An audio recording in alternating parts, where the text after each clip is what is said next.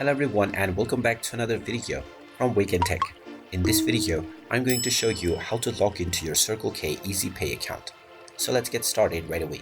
First of all, open up your web browser and then in the address bar type in easy-pay.circlek.com and press enter.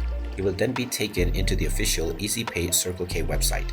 This will open up the login portal directly, within which you can use your phone number or your email address. Type in your phone number and then click on the Let's Go button, and you will be asked to enter the verification code that has been sent to your phone. You can simply check your inbox and enter the given code, and you will be logged into your account. You can also click on Sign in with email, and you will simply need to enter your email address. Then click on the Let's Go button, and you can then enter your password and proceed forward to log in with your account. If you have forgotten any of your credentials, you can click on the Contact Us button and then fill up a support form to let them know that you have forgotten your credentials. You will then get in touch with the support team, which will instruct you on how you can reset your password. And there you have it. That is how easy it is to log into your Circle K EasyPay account.